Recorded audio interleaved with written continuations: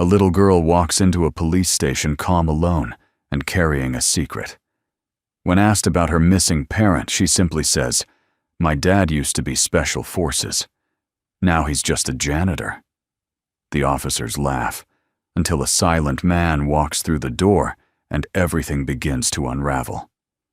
The hum of fluorescent lights overhead was the only sound, breaking the silence in the narrow windowless room. Cold steel chairs scraped softly against the linoleum floor as a young girl sat quietly across from a heavy wooden table. Her hands were folded neatly in her lap, her spine straight, her expression calm, too calm for a 12-year-old.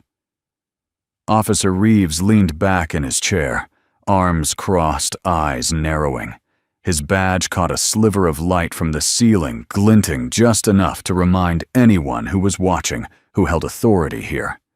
He was a large man, the kind who believed his gut instincts were better than most men's facts. "So," he drawled, flipping open the thin file in front of him, though there was nothing inside but a blank incident report. "Your name is Lily Dawson, age 12, picked up alone in the east wing of Fairview Mall. No guardian in sight." Care to explain that Lily looked at him with the kind of patience that didn't belong to a child. Her voice when she spoke was quiet, not timid, but controlled. "I wasn't alone. My dad was nearby." Reeves raised an eyebrow. "Your dad, huh? Where exactly?" Lily blinked slowly. "He works here. Cleaning? Maintenance shift." Reeves let out a short, dry chuckle. "Your dad's a janitor at the mall, and he just lets you wander around on your own. That doesn't exactly scream Father of the Year." Lily didn't flinch. "He's not just a janitor," she said. "He used to be Special Forces." Reeves paused mid-laugh. "Come again." "He was in the military. Special Forces. He doesn't talk about it much." "But I know." Reeves pushed back from the table and stood rubbing the back of his neck with exaggerated motion. He paced once around the room, shaking his head. "Special Forces," he repeated with a smirk. "That's cute. A guy mopping floors with a government pension and a mop bucket used to take down warlords. You watch a lot of movies." "Lily," she didn't answer. "You know," he said, leaning back over the table, palms pressed down hard. "It's not okay to lie to the police, even if you think you're protecting someone." Lily met his gaze evenly. "I'm not lying." The door behind Reeves creaked open slightly, and a younger officer stepped in. Logan.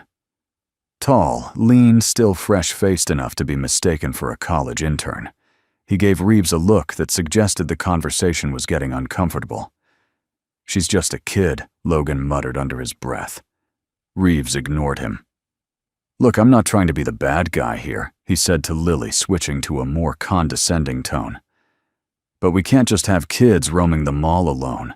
We called mall security. They said the cleaning staff had already cleared out. So if your dad really works here, where is he?" Lily didn't speak. Instead, her eyes flicked toward the door.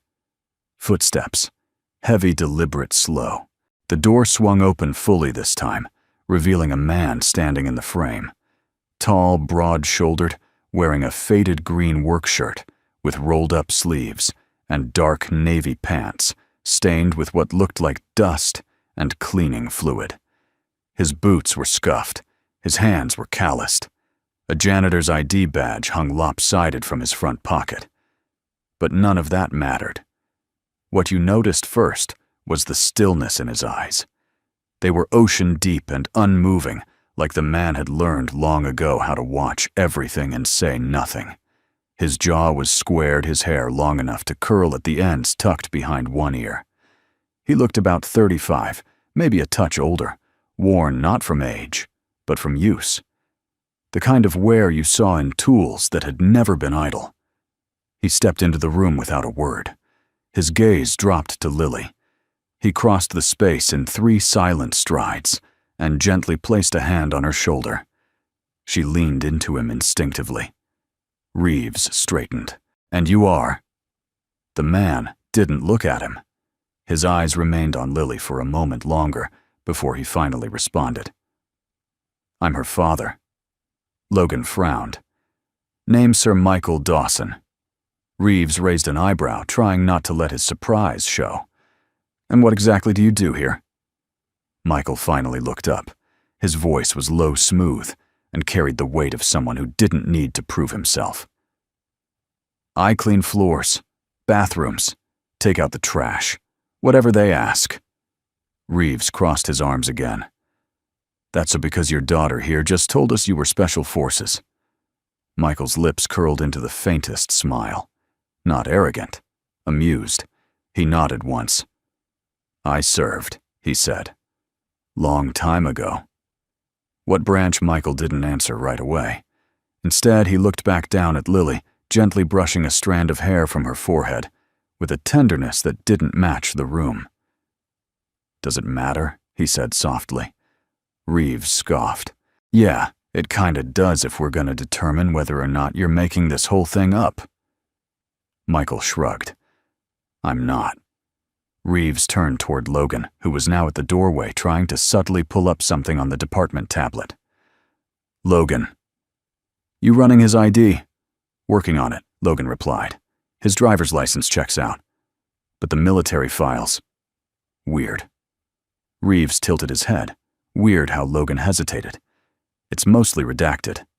Reeves's smirk faded. Michael stepped back, hand still resting gently on Lily's shoulder.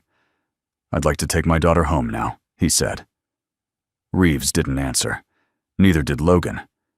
For a long, breathless moment, no one moved, and then Reeves stepped aside slowly. Not out of submission.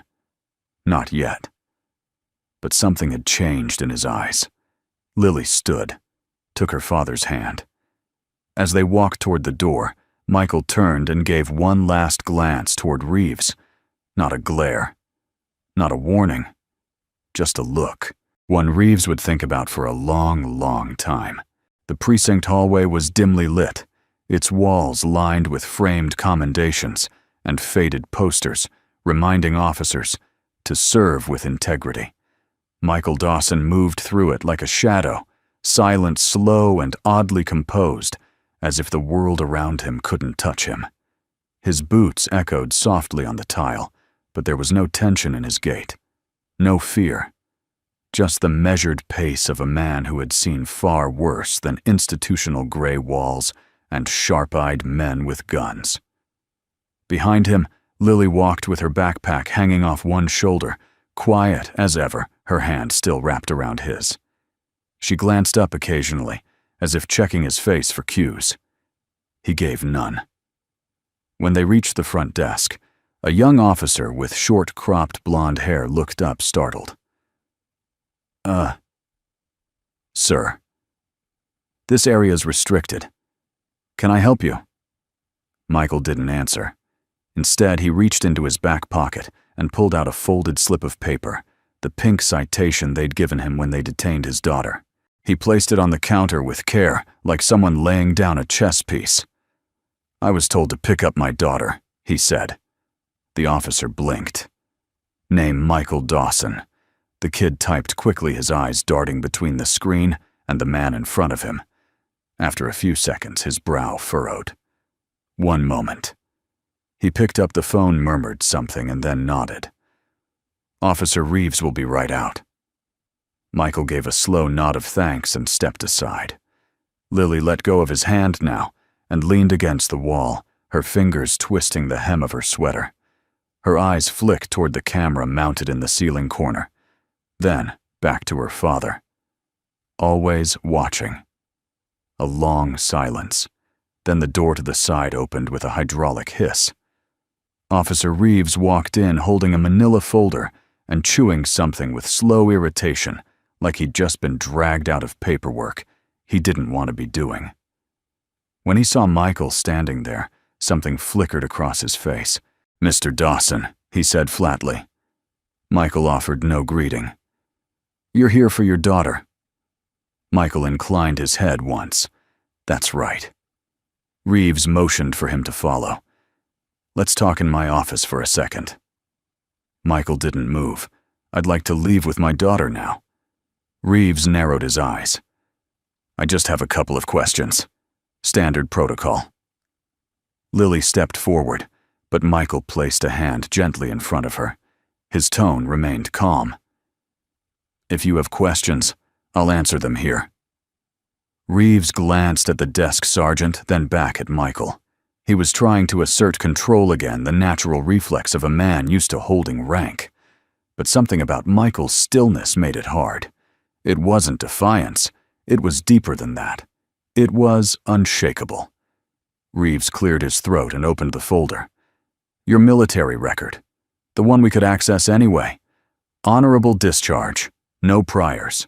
No open warrants. But the military branch is blank. Michael said nothing. Reeves continued. That's unusual, even for someone in logistics. Any idea why that would be? Michael met his gaze. I don't work for them anymore. That's not what I asked. It's all I'm saying. Reeves exhaled through his nose, annoyed but trying not to show it. You know, I used to serve too. Army reserves. Not long, but long enough to know that people don't just vanish off military rosters unless something's been intentionally erased. Michael didn't react. Lily, however, stepped forward now. My dad never talks about it, but I know he was important. People used to show up at our door when I was little, in suits, sometimes late at night. Lily, Michael said softly. She stopped, lowered her head. Sorry. Reeves folded the folder shut and tapped it on the desk like a gavel. Listen, I don't know what game you're playing, but you can't hide behind a mop forever if there's something we should know. Michael gave a small smile, not one of amusement, but understanding, like he'd heard these words before in different uniforms, under different flags. I'm not hiding, he said. I'm raising my daughter. There was a pause, a long one. Reeves looked like he wanted to say more. Push harder.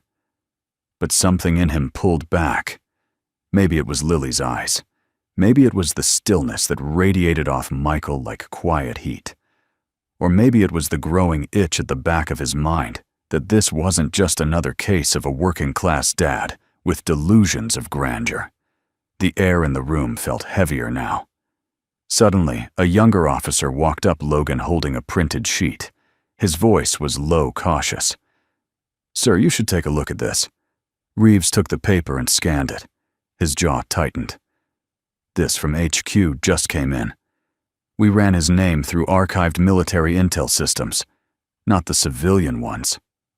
Reeves looked up, and Logan hesitated. There's suppression flags, several. His files sealed under a Raven protocol. Reeves blinked. Raven Logan nodded slowly. Never seen that before. Classified beyond our clearance. Michael remained still. Lily looked up at her father with something between awe and pride. Reeves set the paper down carefully. Then, without a word, he pushed the folder aside. I'm not going to hold you, Mr. Dawson, he said finally. But we may have follow-up questions. Michael gave a single nod. Reeves leaned forward, voice quieter now. One last thing. Off the record, just between us. Michael waited. Was it true, Reeves asked.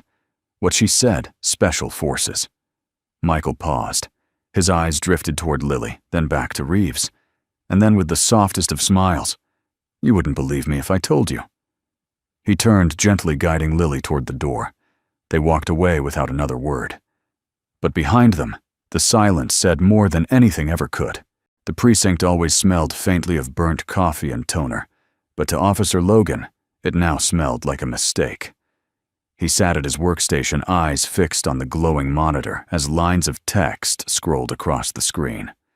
It wasn't supposed to feel like this, a routine ID check that had begun as nothing more than a minor incident with a 12-year-old girl at the mall. Yet the deeper he dug, the more the air around him seemed to tighten like invisible wire. On his screen, Michael Dawson's driver's license glowed benignly. Age 35. Address a modest duplex on the east side of town. Occupation custodial services. Nothing special. But to the right of the file in the military section, a gray bar sat where the branch name should be. Logan had seen redactions before, most of them bureaucratic overkill on tax records or sealed juvenile cases. But this was different. Military branch classified. Underneath a single phrase, discharge honorable. And beneath that, a string of numbers and letters he didn't recognize. Raven, Sturk X-13. Logan's stomach knotted. He turned to look across the squad room. Through the half-open blinds of interview room 2, he could see Reeves leaning against the wall, arms crossed, watching Michael and Lily with the posture of a man who thought he still had the upper hand. Michael sat, straight eyes, steady, one calloused hand resting on the table. Lily sat beside him, small but composed fingers curled around a folded napkin from the vending machine. Logan leaned back in his chair and exhaled slowly. His instinct screamed at him to print the file, to hold it in his hands, as if paper could make it real. He clicked print anyway, then stood, heart beating faster than it should. When he entered the room, Reeves gave him a look. This better be good. Logan slid the paper across the table. It's not just a blank file. Look. Reeves glanced at it, then frowned. What the hell is Raven Strike? Michael's gaze didn't flicker, but the hand on the table curled slightly, just enough for Lily to notice. She glanced up at him, her eyes wide for the first time that day. I've never seen that code before, Logan said quietly. It's flagged at 3 separate levels. I don't even have clearance to see the rest. The system actually gave me a warning. Reeves smirked, but it was weaker now, a cover for the discomfort creeping up his spine. So what? Maybe he worked supply for some classified unit. Doesn't make him Jason Bourne. Michael finally spoke. His voice was even, but there was an edge in it now, like a blade just unsheathed. You've gone far enough. Reeves straightened. Excuse me. You're looking for something that isn't yours to find, Michael said. My daughter is tired. We're leaving. Reeves stepped in front of the door. Sit back down, Mr. Dawson. Logan swallowed. Reeves. But Reeves was already leaning forward, his hands braced on the table. You know, I'm starting to think you're not just some janitor with a weird DD-214. What were you doing with a 12-year-old kid alone in a mall? You scouting something, hiding, running. Michael's eyes locked onto his. There was no anger in them, only something older, heavier, a kind of sadness that made Logan's chest tighten. I was buying my daughter a book, Michael said softly. That's all. The words hung there. Logan found himself stepping between them before he realized it. Reeves, back off. Reeves glared at him. You don't tell me how to do my job. I'm telling you. Logan said, his voice low but firm. I've seen this kind of file once before. My brother-in-law was in the Navy, did a stint with some joint task force in Africa. His record was redacted like this. He told me it meant the government wanted him invisible. People like that. They don't end up on mop duty unless they want to be. Reeves blinked, but he didn't move away from the door. His jaw tightened. Even if that's true, it doesn't make him untouchable. No, Logan said quietly, but it means we should tread carefully. At the table, Lily unfolded the napkin in her lap. Inside it was a tiny flash drive, silver, and scratched no bigger than her thumb. She held it for a moment, then slid it toward Michael under the table. He closed his hand over it without looking. Reeves noticed the movement. What's that? Lily looked up, her expression perfectly neutral. Nothing. Reeves took a step closer. Hand it over. Michael stood. The room seemed to shrink around him as he rose to his full height. He didn't raise his voice. He didn't even move fast. But something about the way he occupied the space, now the stillness, the controlled presence, made even Reeves hesitate. My daughter's done nothing wrong, Michael said. Neither have I. Logan held up a hand. Reeves. Please. For a moment, no one moved. The only sound was the hum of the air vent and the distant ring of a phone somewhere down the hall. Then Reeves stepped back, just enough for Michael to move toward the door. "This isn't over," he muttered. Michael placed a hand on Lily's shoulder. "It never is," he said quietly, almost to himself. They walked out of the room without looking back. Logan stood there, staring at the printed sheet in Reeves's hand.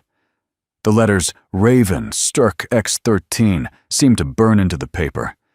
He didn't know what it meant, but he knew enough to understand one thing. This wasn't a janitor. And it wasn't over. It was nearly midnight when the USB drive changed hands.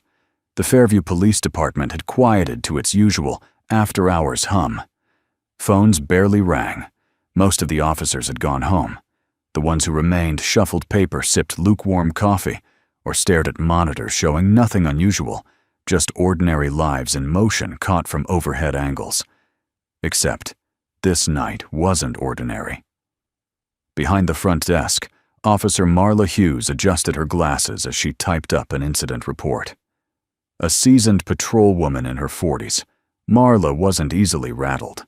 20 years in uniform had taught her how to read people, and something about the janitor who walked out earlier. The way he moved, the silence around him had triggered a long, dormant instinct she'd learned to trust. So when the girl, Lily Dawson, approached the desk just before leaving with her father, Marla straightened. "Excuse me, ma'am," Lily said, her voice barely above a whisper. Her backpack was slung low over one shoulder. Marla turned. "Yes, sweetheart." The girl's hand trembled slightly as she held something out, a small metal flash drive, cool, and scratched, the kind people threw into drawers and forgot about. "I was told to give this to someone I trust," Lily said. "I think maybe that's you." Marla looked at the drive, then at Lily. The girl's eyes were steady, too steady for someone her age. There was something in them, a weight that didn't belong to childhood. Marla reached over and took it gently. "Who told you to give it away?" Lily hesitated. "My dad, sort of. He said to only give it to someone who listens more than they talk." Marla blinked. That line hit her square in the chest. She glanced toward the hallway, but Michael Dawson was already at the exit, holding the door open.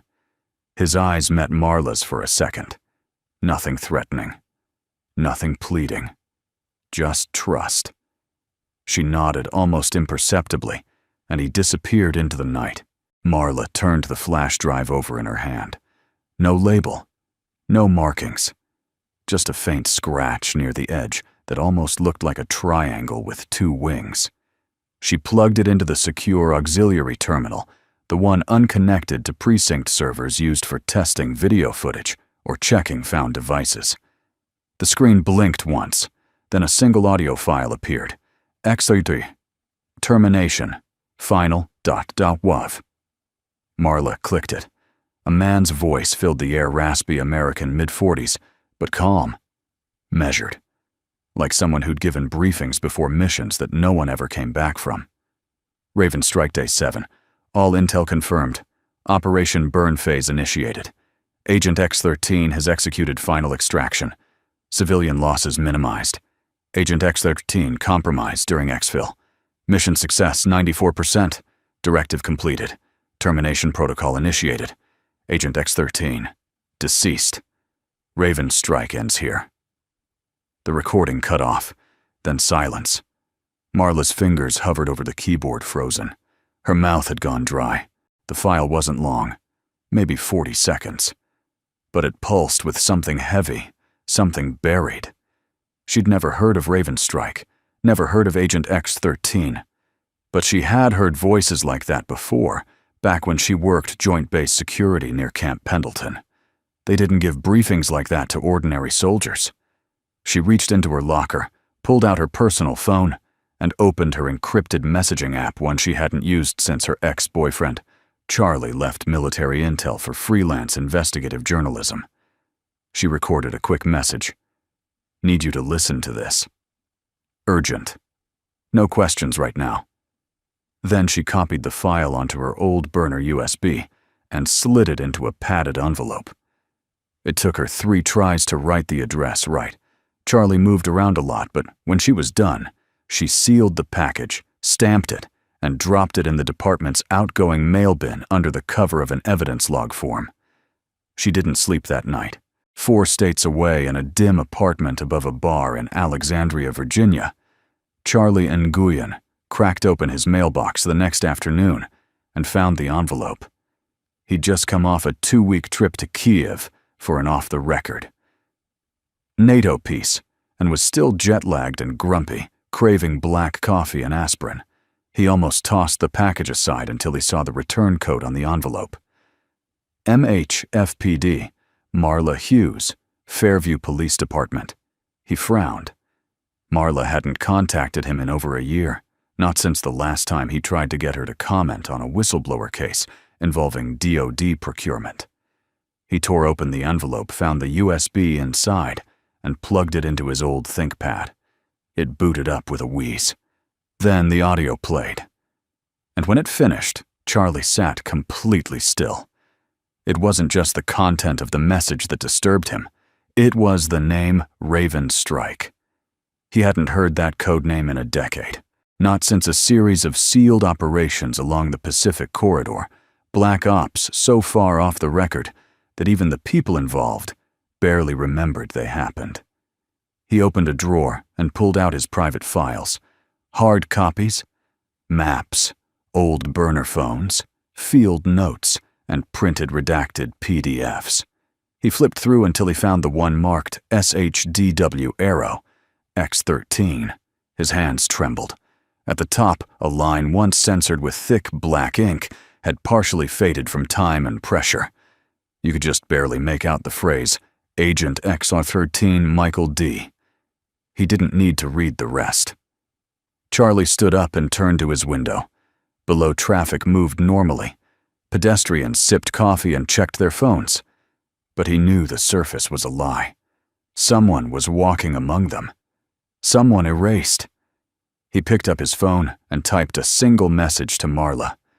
"Who the hell is this janitor?" Rain tapped gently against the precinct windows the next morning, a rhythmic lull that brought a strange calm over the station.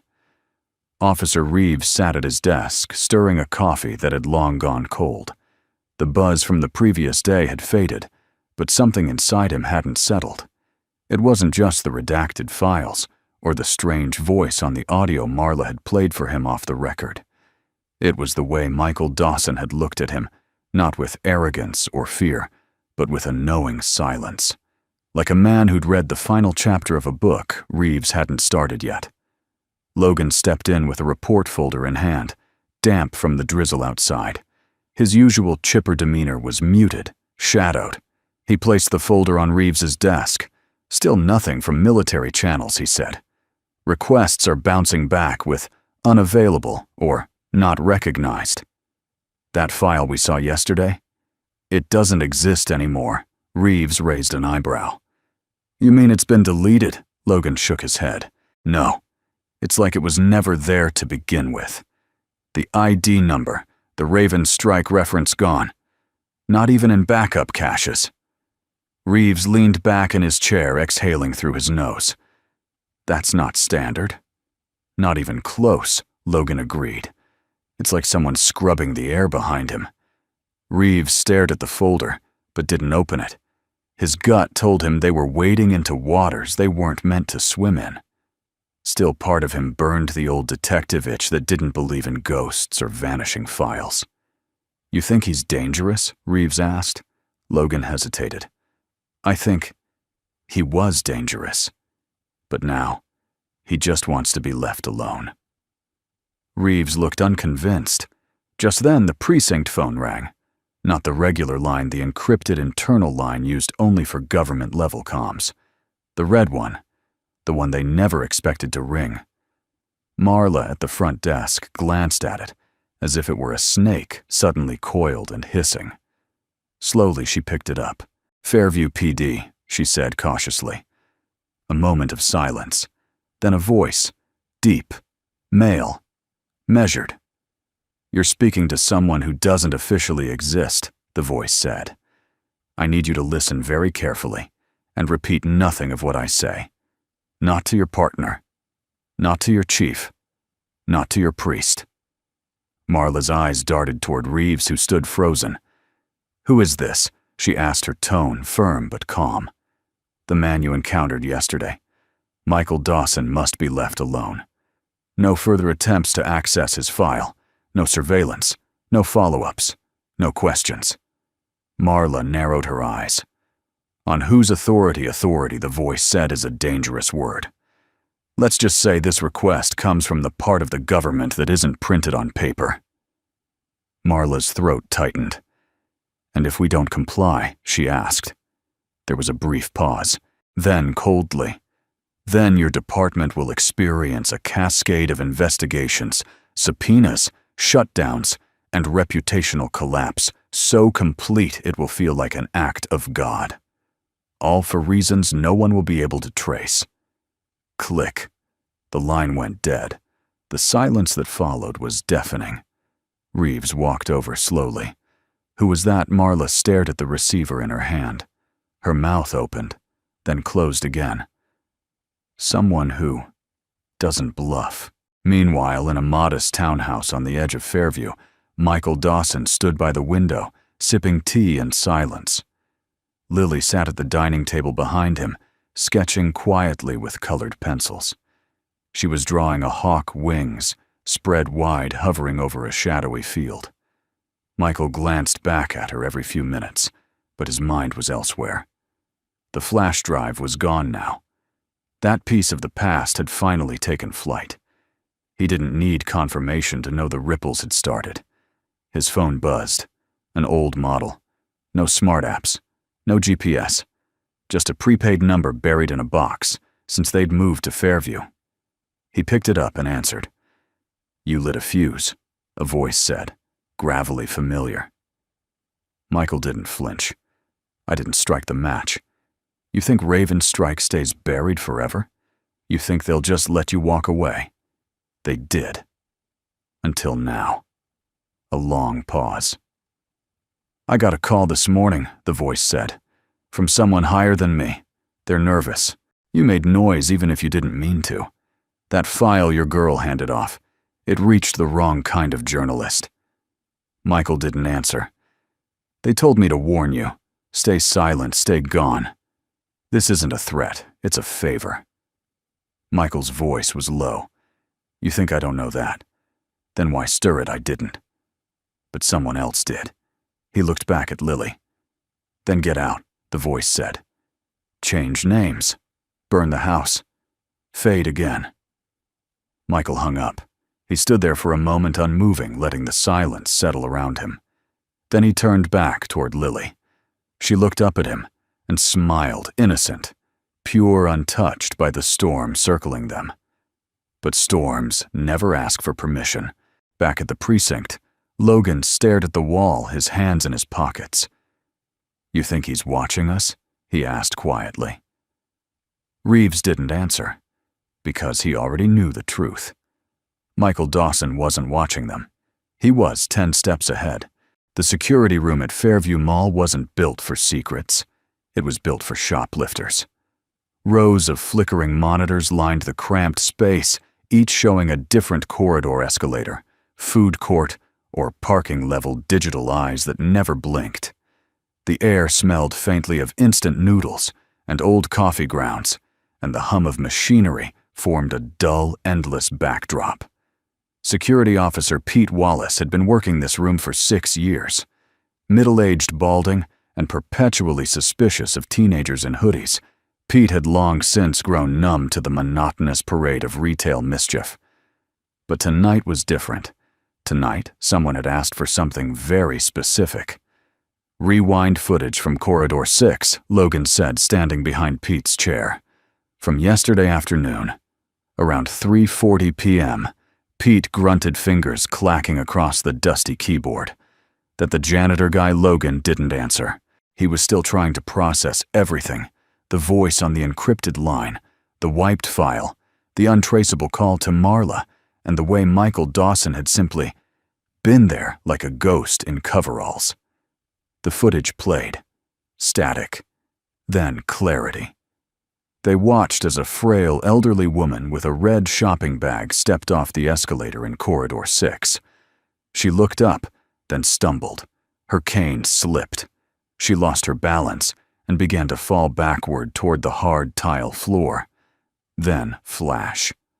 A blur of green moved from the edge of the frame. Michael Dawson. 1 second he wasn't there. The next, he was catching the woman mid-fall, steadying her like she weighed nothing. Pete squinted. That was fast. Too fast, Logan murmured. Michael helped the woman to her feet, gave a nod, and then vanished again. Where'd he go? Pete asked.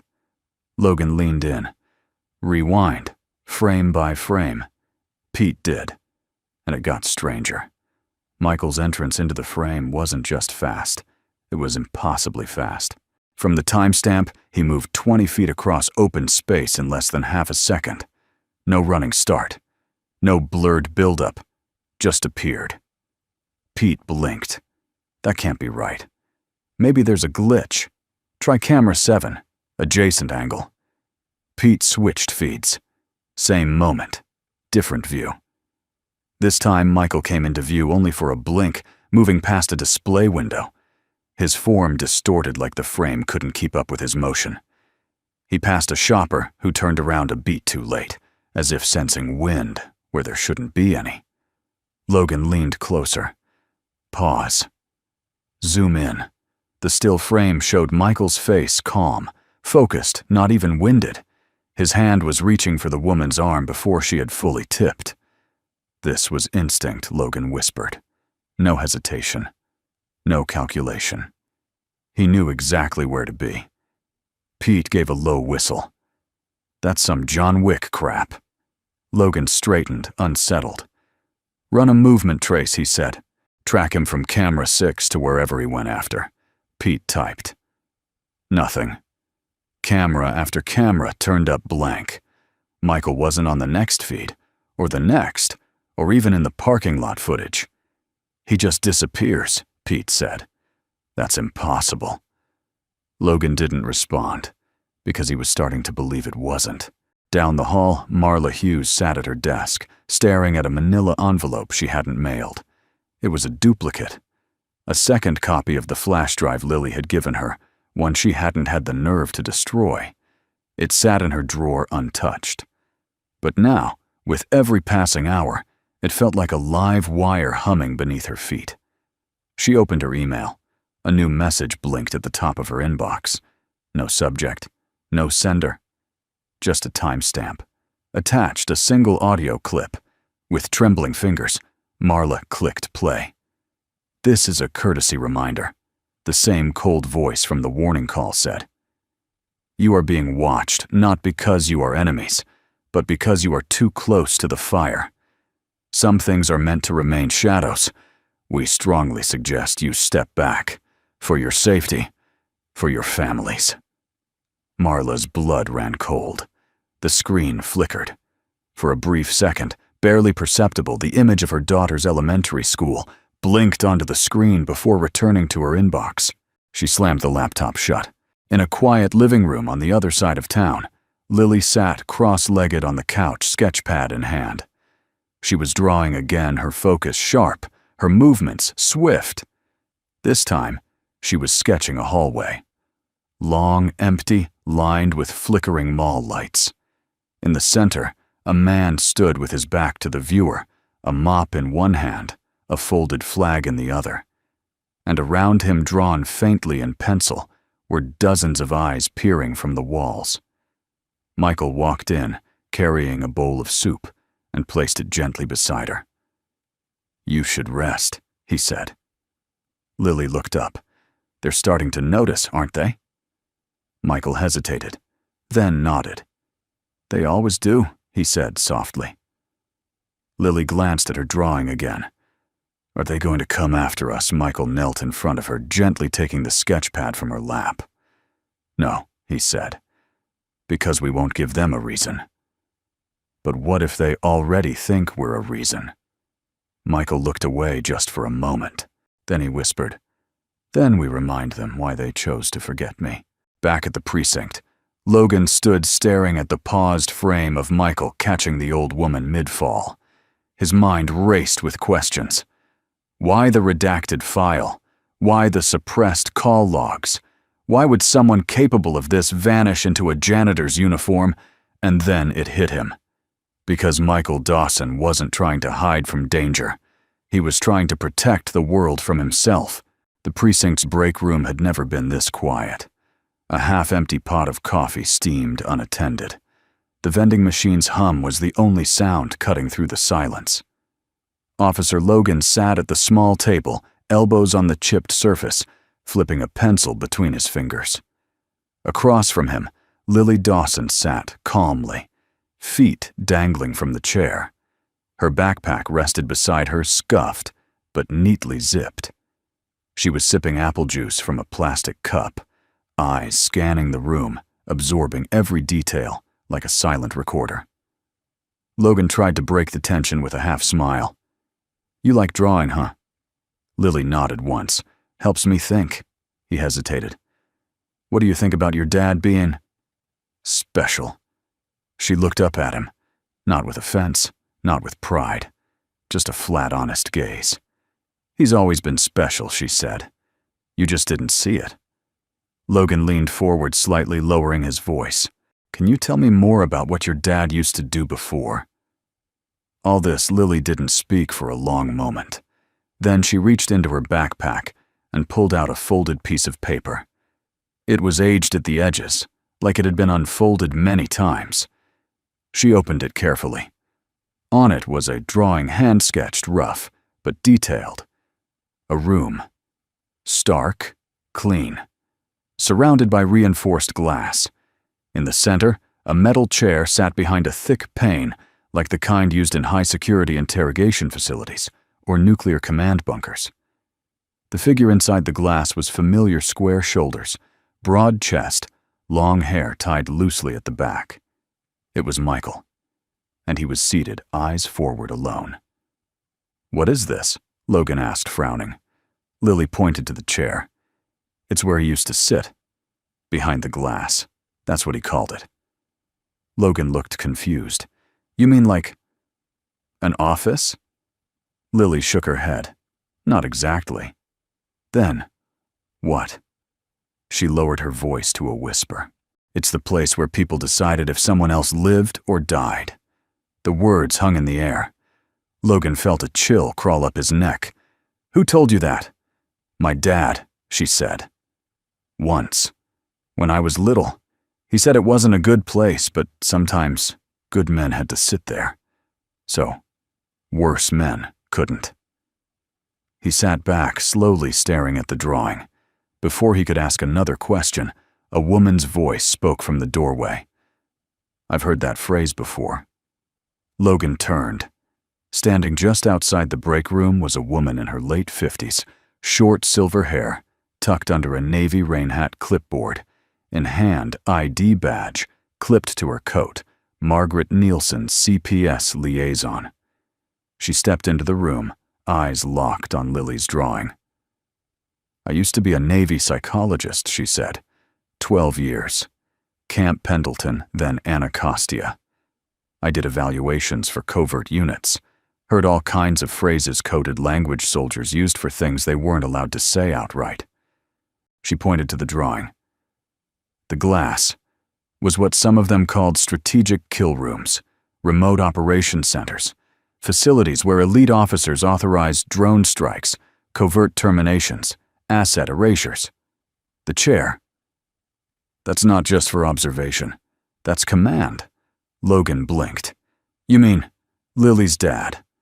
Margaret nodded slowly. "If he sat behind that glass, he wasn't a foot soldier. He was top tier, someone who made decisions that couldn't be reversed." Lily watched them both, expression unreadable. Logan leaned forward. "Why would a man like that end up pushing a mop?" Margaret didn't answer immediately. She looked at Lily with gentle eyes. "Because some men don't want to be remembered for what they did. They want to be remembered for who they protected." The room went silent again. Logan glanced down at the drawing. His chest felt heavy. He saw the glass, the chair, the weight in the lines, and then he saw the girl sitting in front of him, sipping juice, as if the world weren't trembling outside these walls. A child should never have to carry secrets like these. Margaret reached into her bag and pulled out a small recorder. "May I?" Lily nodded. Margaret pressed record. "Lily, for the record, can you tell me what your father did before he became a janitor?" Lily looked down at her lap. For the first time, she looked uncertain. "He was quiet," she began. "Always quiet. But sometimes at night he'd talk in his sleep. Words I didn't know. Places I've never heard of. He had this," she paused, "this look, like he was always listening to something the rest of us couldn't hear." Margaret nodded gently. "Did he ever mention Ravenstrike?" Lily blinked. "Only once. When our dog died, I cried for days, and he sat next to me and said, 'I've seen things that made Ravenstrike look small, but nothing hurts like watching someone you love in pain.'" The adults exchanged a glance. Margaret ended the recording. "Thank you, Lily." Lily looked between them. "Is my dad in trouble?" Logan opened his mouth, but no words came. Margaret spoke instead. "No, sweetheart. But there are people who don't like it when ghosts come back to life." Later that evening, Logan sat alone at his desk, listening to the recording again. Over and over. The phrase repeated in his mind like a haunting hymn, the place where people decided if someone else lived or died.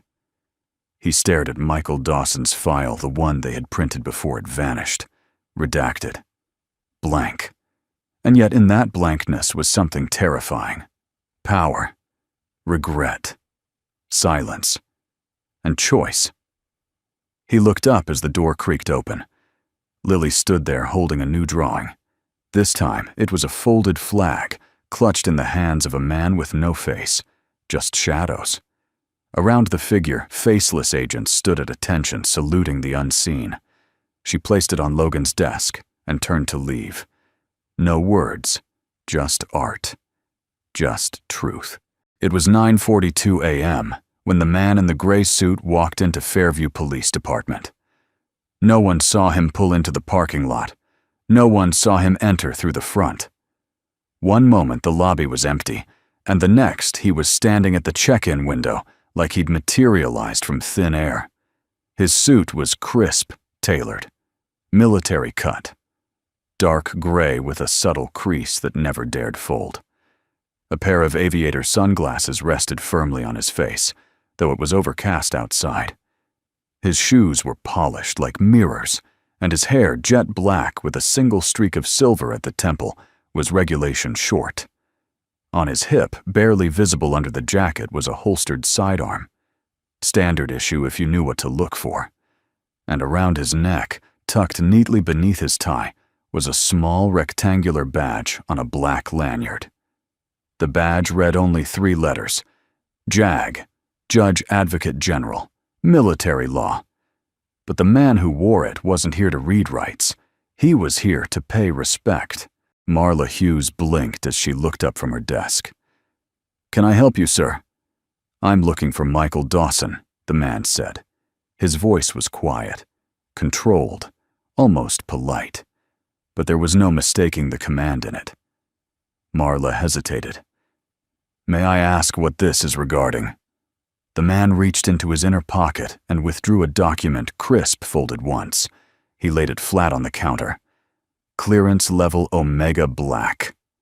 Marla stared. She'd only seen a clearance like that once, when Homeland had raided a weapons trafficking ring and shut down the entire city block without a warrant. I'll get someone," she murmured. But before she could turn, the man said, "I'd like to speak to Mr. Dawson alone. No recordings, no surveillance.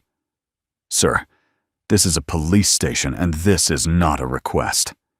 She froze, not out of fear but recognition. The way he stood, the way he watched, like he already knew every exit, every blind spot, every hesitation.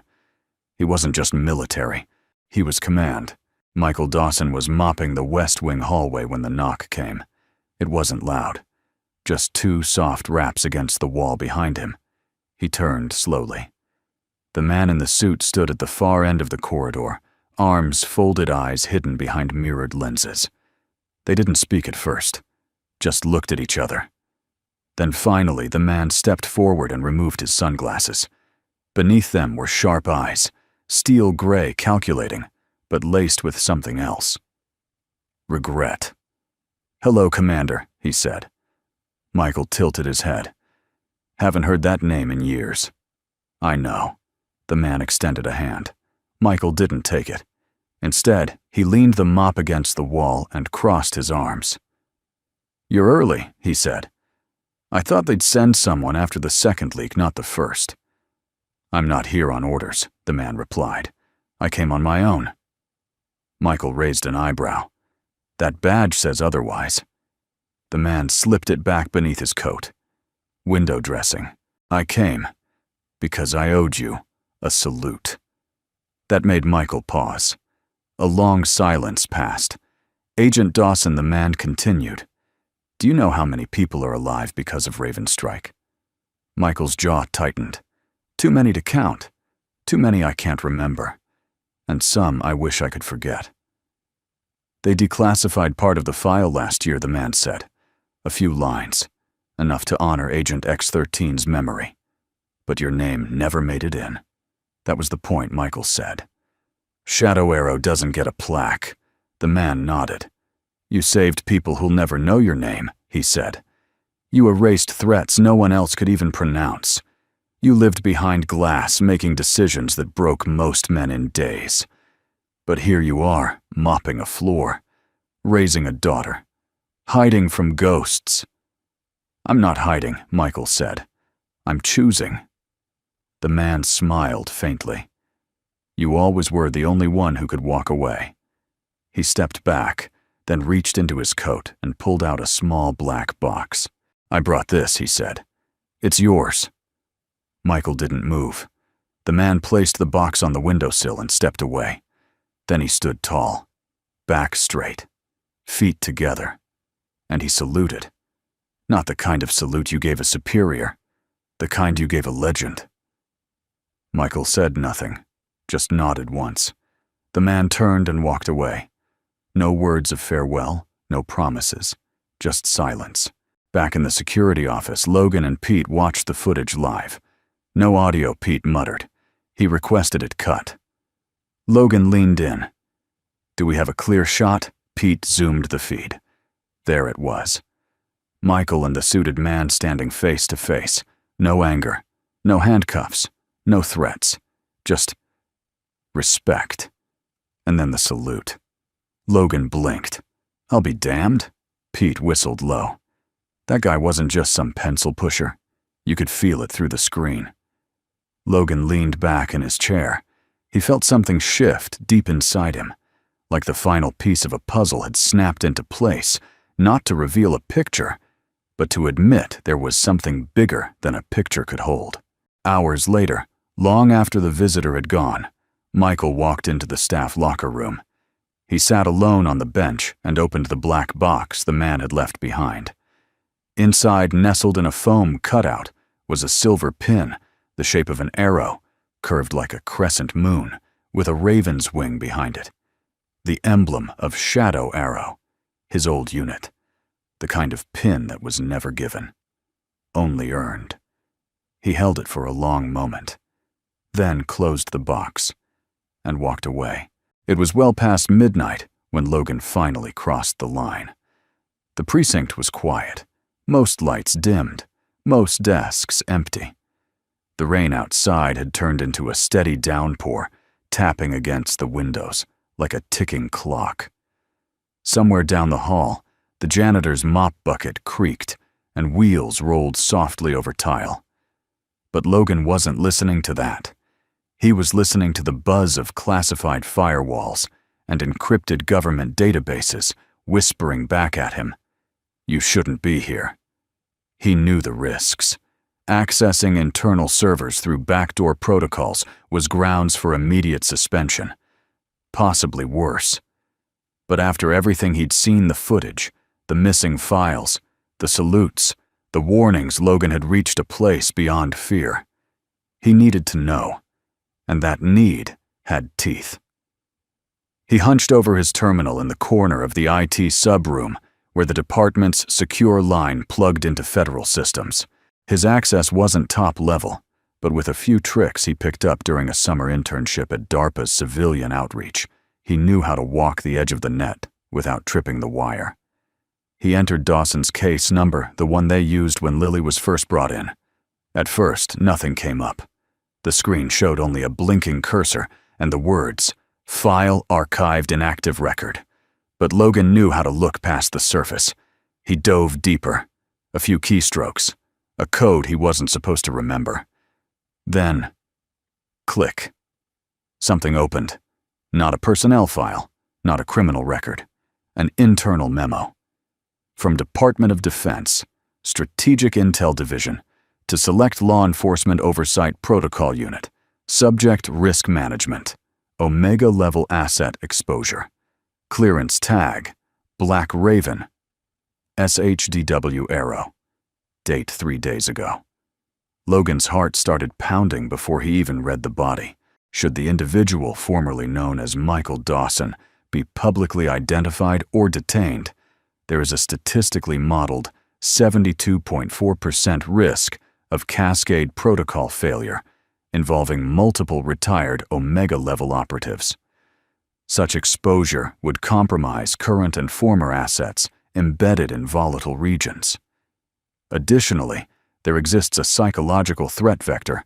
Operatives unaware of Dawson's survival may re-emerge, leading to unregulated retaliation or protective activation. All law enforcement systems are to be purged of references to Dawson. No further contact. No further inquiry. He was never ours. He was never here. Logan read it again. And again. The words blurred: cascade failure, retaliation, psychological threat vector, purge all records. His throat went dry. This wasn't just a sealed file. This was a containment order. Michael Dawson wasn't being protected. He was being quarantined. Logan reached for the print command, then hesitated. He couldn't print this. Not on precinct printers. It would be flagged immediately. Instead, he pulled a pen from his pocket and jotted down the key phrases on a notepad, then shaking, logged out and closed the terminal. As the screen powered down, he caught his reflection in the dark glass. He looked pale and afraid. When Logan returned to the squad room, Reeves was still there, seated in the captain's office with the blinds cracked open. A half-eaten vending machine sandwich lay on the desk beside him. His tie was loose, his sleeves rolled. He looked like a man who hadn't slept in a week. Logan opened the door without knocking. Reeves looked up, surprised. "I hope you didn't go digging," he said. Logan walked in and dropped the notepad on the desk. Reeves picked it up, scanned the scribbled lines, and froze. His mouth moved, but no words came out. Logan sat down opposite him. His voice was low. "They're not just protecting him. They're trying to contain him, erase him." Reeves dropped the notepad like it burned. "My God," Logan nodded. "They're afraid of what happens if people like him resurface. If his identity leaks, it won't just ruin lives. It could unravel missions, networks, alliances, maybe even restart operations long thought buried." Reeves leaned back, rubbing his face with both hands. "You're telling me he's not just ex-Special Forces. He's Omega level." Logan nodded. "They don't assign those words to ordinary men." Reeves was quiet for a long time. Then he said, "Why?" Janitor Logan exhaled. "Because it's invisible," he said. "It's the perfect camouflage. It keeps him near people, among civilians. Nothing threatening. He gets to stay human. Be a dad. Heal." Reeves stared at the notepad again. "I was going to bring him in," he said. "I almost put cuffs on him." Logan looked up. "Wouldn't have mattered." Reeves frowned. "What do you mean?" Logan's voice dropped to a whisper. "If he didn't want to be brought in." we wouldn't be here to talk about it. The weight of that truth sank in like a stone. Reeves picked up the notepad again, then tore it into quarters and fed the pieces into the shredder behind him. Whatever we thought this was, it's above our grade. Logan agreed, but something still gnawed at him. Sir, he hasn't done anything wrong. Not now. Not since he got here. Reeves nodded. That's the part that scares me the most. At that same moment, in the quiet of his modest apartment, Michael Dawson sat on the edge of his bed, bathed in moonlight. Lily was asleep down the hall. His hand moved to the box he'd placed on his dresser, the one containing the silver pin. He opened it again, looked at the symbol. The shadow arrow. Once feared in every dark corner of the world. He touched it gently, then closed the lid. The shadows were rising again. But this time, he wasn't running. It arrived in silence. No knock, no signature. Just a brown parcel placed neatly on the front porch of Michael Dawson's apartment. The handwriting on the label was uneven, but careful, the kind of careful that came with emotion. Someone trying not to shake. Lily found it first. It was early morning. Mist clung to the window panes, and the smell of French toast still lingered in the kitchen. Michael had stepped outside to check the weather. When he turned, he saw her kneeling by the door, cradling the box like it was made of glass. Her eyes met his. "Dad," she whispered. "It's from Mrs. Riley." Michael froze. He hadn't heard that name in 7 years. She was Max Riley's widow. Max, the last man who had called him brother. He took the box from Lily's hand slowly, held it against his chest for a moment, like he was feeling its weight, not just physically, but through time. Then he carried it inside, placed it gently on the kitchen table, and sat down. Lily climbed into the chair beside him, quiet. He peeled the tape back with steady hands. Inside was a single object, a neatly folded American flag. The edges were worn soft from years of being held and refolded.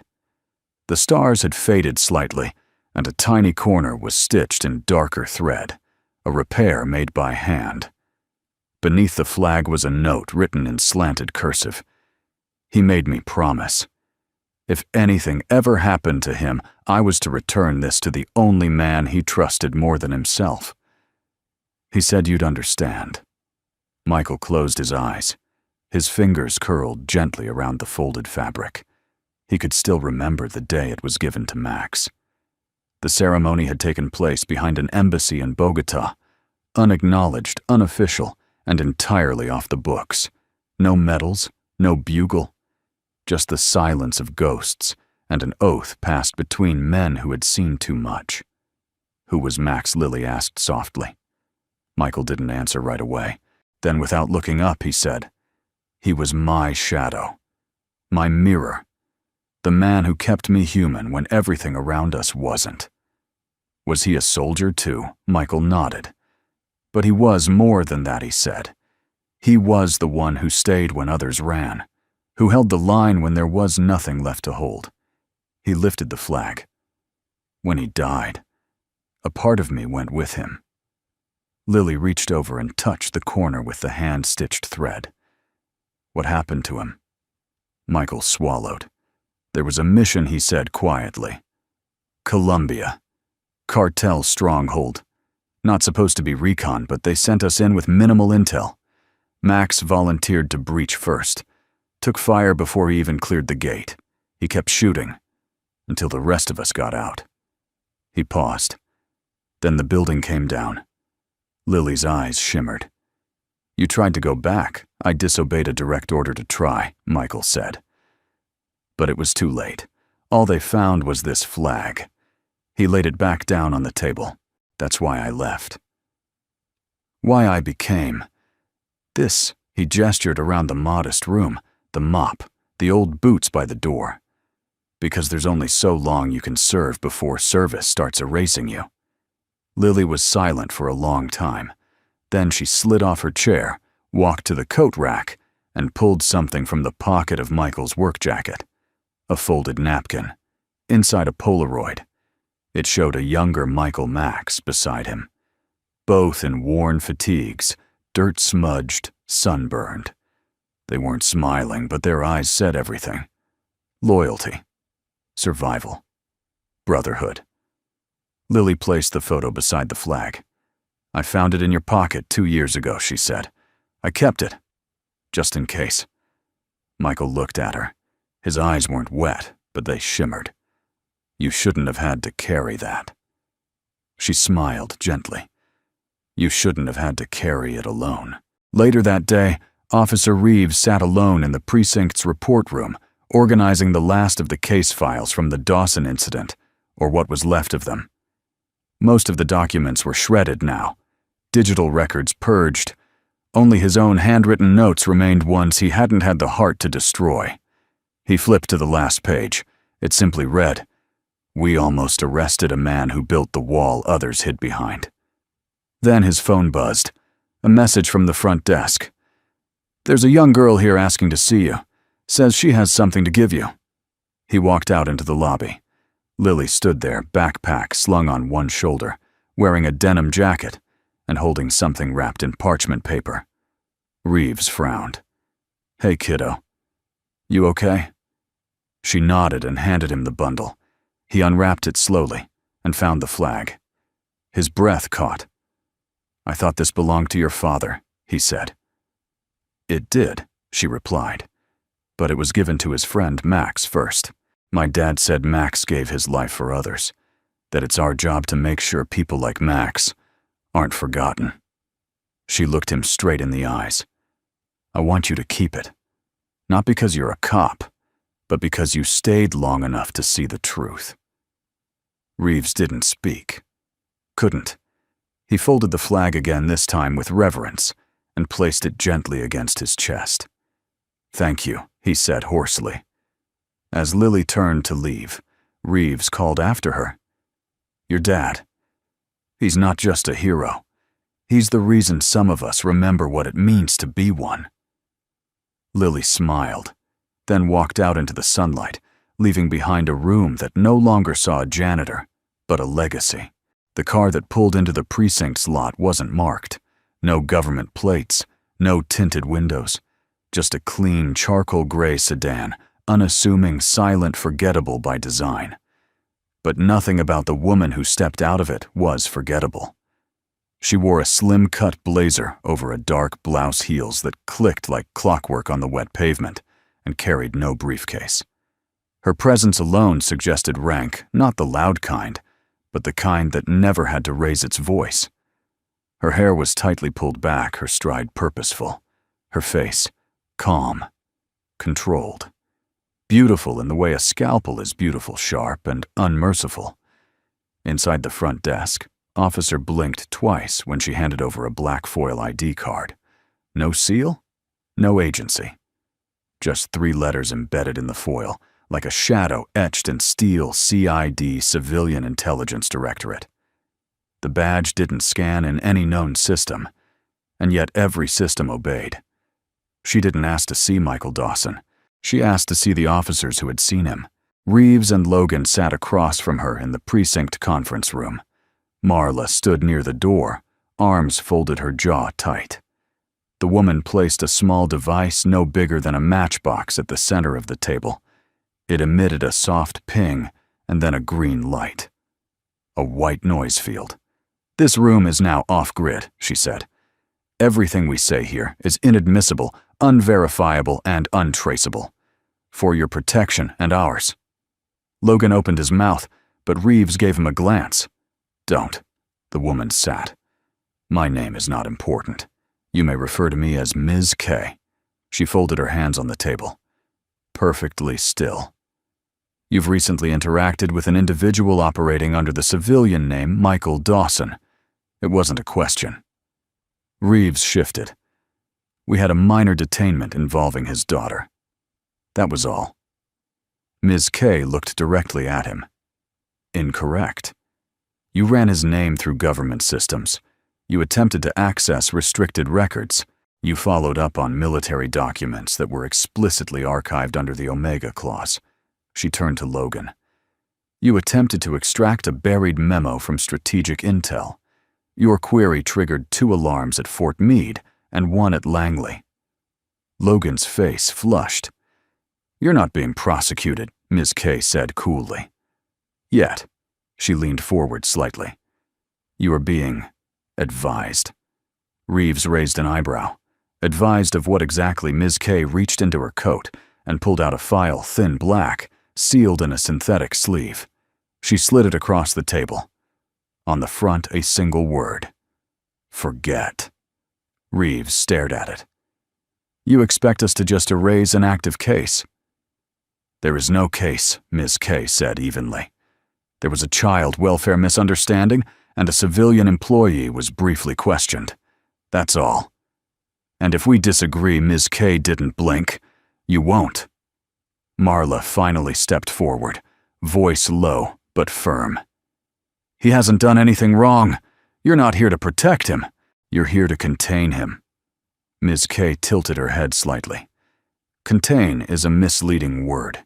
He's not a threat. He is a potential disruption. To what Ms. K's lips parted for the first hint of a smile. To the story the world believes. Logan shook his head. What did he do? Why are you so afraid of him? We're not afraid of him, she said. We're afraid of what happens if he becomes known. She paused. Michael Dawson is a living contradiction. He doesn't fit into any current narrative. He's not a war criminal, not a whistleblower, not a martyr. He's something worse. She looked Logan in the eyes. He's a hero who refused to play along. The silence that followed was suffocating. Ms. K continued. He was meant to disappear. Quietly. Peacefully. That was the deal. His operations were buried under 17 layers of clearance. His name was redacted from the very units he created. In exchange, he got to raise his daughter in peace. She tapped the file, but then someone opened the wrong door. Someone pulled the wrong thread. And now the room is filling with light. Reeves exhaled long and slow. So you're here to switch off the light? No, Ms. K said. I'm here to pull the curtain closed. She stood. This conversation never happened. No further documents. No further discussions. You will delete everything: case numbers, footage, internal memos. You will not speak of him. You will not follow up. And if we do, Logan asked. Ms. K looked at him with something almost like pity. You won't. She reached into her pocket one last time and placed a small photo on the table. It was Lily, taken through a diner window, smiling, holding a milkshake, completely unaware. Ms. K's voice softened. We're not your enemy, but we are the guardians of certain balances. And if this balance tips, it won't be us who come after him. She looked at all 3 of them. It will be them. Then she picked up the matchbox device, tucked it away, and walked out. No badge shown. No thank you given. Just the quiet certainty of someone who had just erased an entire chapter. An hour later, Reeves sat alone in the dark. He stared at the folder labeled "Forget" for a long time. Then he opened it. Inside, just a single sheet. Michael Dawson, retired Omega-class asset. Do not engage. Do not investigate. Do not remember. He struck a match from the emergency drawer, held it to the page, watched it burn slow, curling at the corners, and whispered, I remember. It happened with no press, no sirens, no official escort. Just a man and his daughter walking through the back doors of the precinct for the last time. Michael Dawson wore the same thing he always did. His worn green janitor shirt, sleeves rolled up, a faint grease stain near the hem, and a faded duffel bag slung over one shoulder. He could have been mistaken for a maintenance worker picking up lost property, except no one mistook him anymore. The moment he stepped inside, silence fell like a curtain. Phones still rang, papers shuffled, but attention shifted. Subtly, instinctively. eyes followed him. He didn't flinch. Lily walked beside him, her tiny hand wrapped around two things: a paper bag from the cafe down the street, and a folded thank you card. Her boots tapped softly on the floor, like she was trying not to wake something. At the front desk, Officer Marla Hughes stood up before they even reached her. She'd been expecting him, not because he called, but because men like him don't leave without saying goodbye, even if they never say the word. Marla nodded once. He's waiting in the conference room. Michael returned the nod, then looked down at Lily. Back in 5. But Lily didn't let go of his hand. She whispered, "Can I come?" Michael hesitated, then gave a slight, almost imperceptible nod. Inside the room, Reeves sat alone, staring at a single sheet of paper, the last physical trace of a report he was now legally forbidden to mention. He didn't look up when they entered, not right away. But when he did, his face was different, less guarded, less official, more human. Michael closed the door behind him. Reeves stood. "Mr. Dawson," he said. Michael raised a hand gently. "Michael is fine." Reeves looked down at Lily, then back up. "I'm not sure what to say," he admitted. "Then don't," Michael replied. "Words are easy. Silence takes effort." Reeves smirked almost despite himself. "You know I've spent most of my life chasing people like you." Michael cocked an eyebrow. "Janitors?" Reeves chuckled. "Ghosts with clean boots and classified blood." Michael stepped closer. "You didn't do anything wrong. You did what the badge told you to." "That's not what bothers me," Reeves said. "What bothers me is that I almost forgot the badge doesn't define the man behind it." Michael nodded once. "Then we're even." Reeves reached into his drawer and pulled out a small envelope. It was unmarked. Inside it was a thumb drive. "I know I shouldn't have made a copy, but there's a part of me that needed to remember. Not because of what you were, but because of what you are now." Michael looked at the envelope. "Didn't take it?" "You already did remember," he said.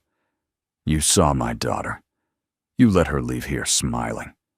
Reeves looked down at Lily. Her eyes were big, curious, unafraid. "She saved you," he said quietly. Michael's voice softened. "She made me a beat."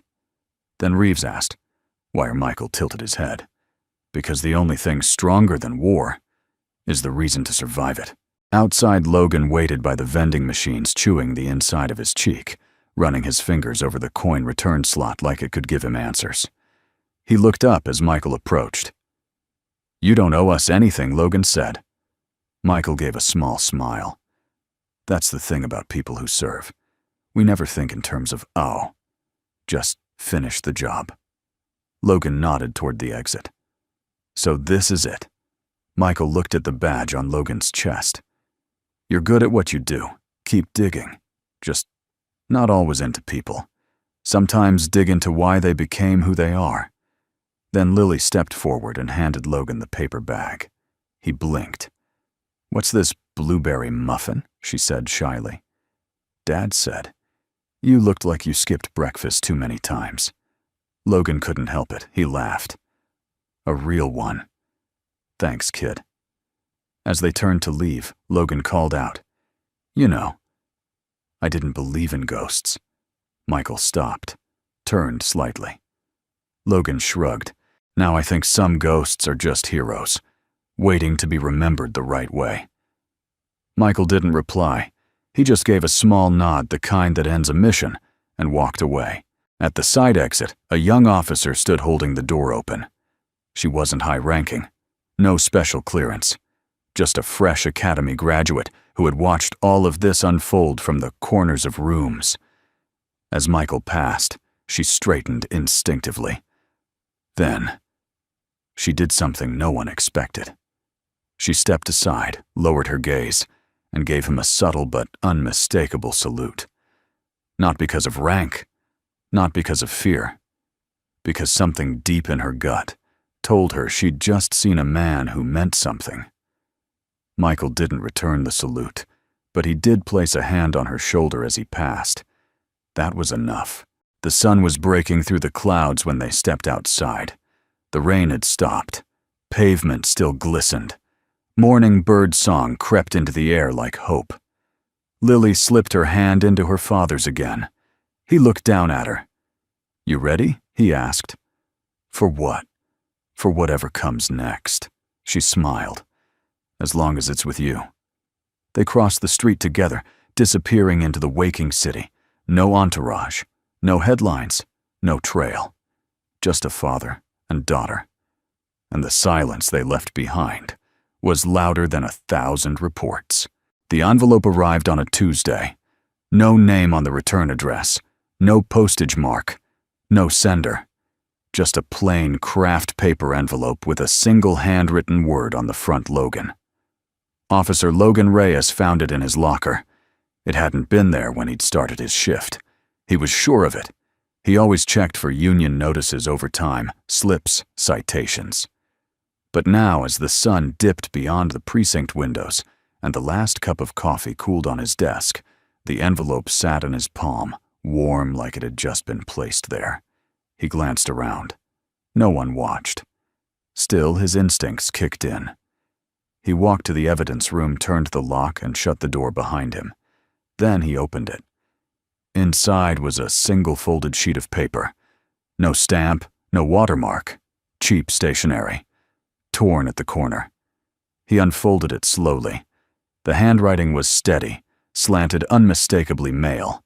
There was no date, no signature, but the words etched themselves into Logan's chest like truth burned into stone. Not every warrior wears a medal. Not every hero has a headline.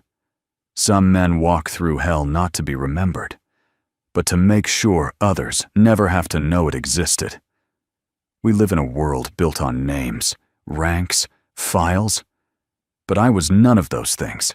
I was a man, a father, a brother to ghosts. You looked at me and saw a mop, a faded shirt, a tired face. But you also looked deeper, and that's why I'm writing this. Logan swallowed. He kept reading. This letter is not a confession. It's not an explanation. It's a thank you. You didn't ask questions to win. You asked because you cared. That's rarer than clearance, and far more dangerous. So let this be the last page. No more files. No more surveillance. I am where I'm meant to be in the quiet, among the ordinary, where love is earned, not owed. Then at the very bottom, written smaller than the rest, there are still men out there like me. Some are watching. Some are sleeping. Some are buried where no map dares mark. But all of us carry one thing you can't classify: a promise. Protect the innocent, even from the truth. Under the final line, drawn in faint black ink, was a symbol hand-sketched, but precise. A curved arrow through a shadowed wing. Shadow arrow, but not just inked, faded, weathered at the edges, as if time itself had tried to erase it, and failed. Logan read it again, and again. Then folded the letter and placed it back in the envelope. But this time he wrote something on it, a date, and a single word: truth. Then he walked out into the hallway and made his way down to the department archives. In the back corner of the basement beyond where anyone cared to dust stood a wall of retired case folders. No one had touched them in years. Old break-ins, missing pet complaints, files without endings. Logan opened one of the empty drawers, slipped the envelope inside, closed it. No digital record, no chain of custody, just a whisper buried in the place where forgotten things go to rest. Weeks later, in a quiet park on the edge of Fairview, a man sat on a bench reading a worn paperback. He had long hair tucked behind his ears, a janitor's jacket on, despite the spring heat, and boots that still carried sand from somewhere halfway around the world. Beside him sat a girl, her feet swinging as she licked an ice cream cone. They said nothing, but their silence was full Nearby, a young boy tripped while running toward the fountain. Before he hit the ground, the man was already up, moving faster than any eye could track, catching him mid-fall. The mother gasped. "Thank you. I didn't even see you move." The man smiled. "Just lucky, ma'am." He returned to the bench. The girl looked up at him. "You can't stop helping people, can you?" Michael Dawson shrugged. "Not wired that way." Lily grinned. "Someday they'll write books about you." He shook his head. "If they do, I hope they spell your name right." She laughed, then leaned against his shoulder. Back at the precinct, Logan sometimes walked past the basement archive. He never opened the drawer. He didn't need to. Because some truths aren't meant to be exposed. They're meant to be kept like folded flags, like quiet goodbyes, like letters without names. And sometimes, like a man who just wanted to be a father. Not a legend, but a shelter. We'd love to hear from you. Where in the world are you watching from? Every story finds a different heart to land in, and we're always amazed by how far these moments can travel. If this story moved you, inspired you, or simply made you think, consider subscribing to the channel so you won't miss the next one. We share stories like this every week, quiet acts of courage, untold kindness, and reminders that even the most ordinary lives can hold extraordinary truths. Thank you for spending this time with us. Take care of yourself and of each other.